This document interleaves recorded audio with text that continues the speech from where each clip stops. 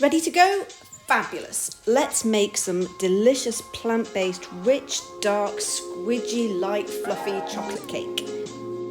First of all, you're going to take 175 grams of plain flour and sift that really well into a bowl.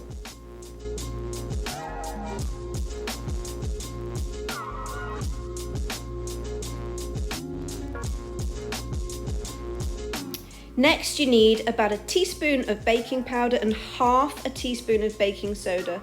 Get that sifted in with the flour.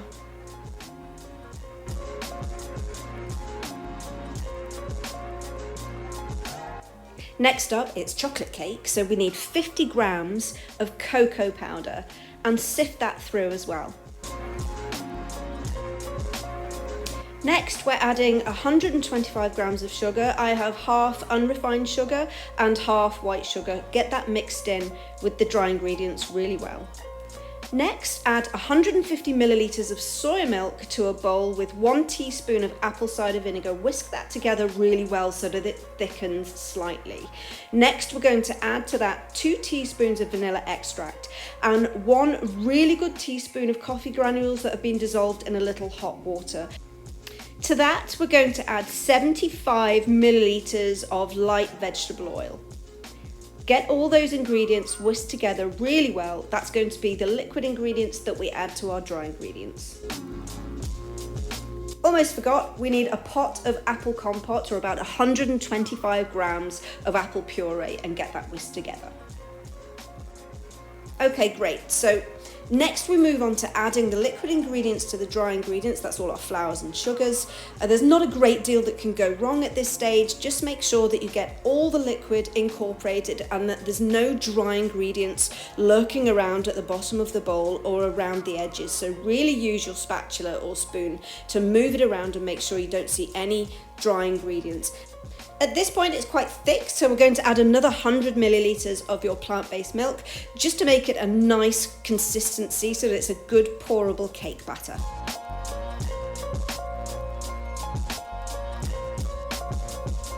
So next we're getting that into the baking tin. This one is 8 by 10 inches. You could probably get away with a 10 by 10 inch square.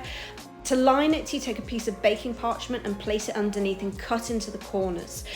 Take that baking parchment sheet, put it over the top, and as you push down, the pieces that you've cut will naturally fold and take the form of the tin. So then you just trim away the excess and you end up with a nice tidy liner for your chocolate cake. Pour all of the mixture in. No particular advice, just get it all into the tin, move it out to the edges, and then once you've done that, give it a tap on the table to make sure you remove excess bubbles. We're going to bake it at around 350 Fahrenheit or 180 centigrade for between 25 and 30 minutes until it's nice and springy to the touch, and if you pop a toothpick in, it will come out clean.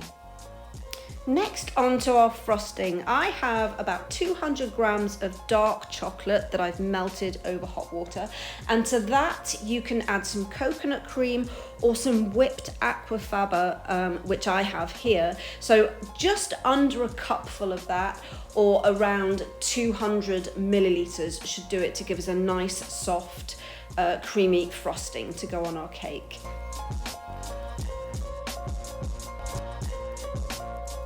I particularly like using the whipped aquafaba because it makes it almost like a mousse topping when it's set, so it's nice and fluffy and light, really delicious.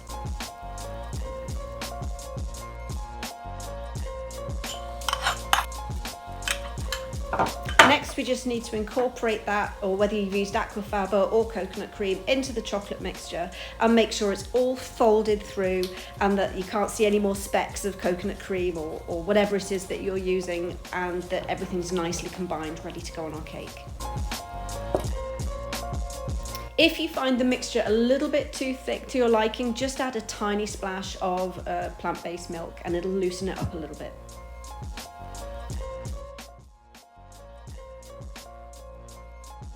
Right, that's super nice and the right consistency. We're ready to frost our cake.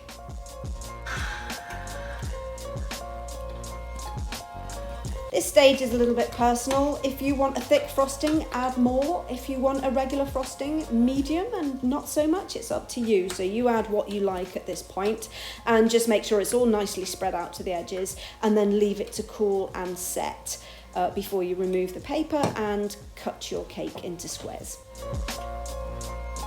I use an offset palette knife like this one. It's a little bit easier to control. You can see it's sort of an L shape, a bend in the blade. So that allows me to spread things out nicely and get the finish that I want.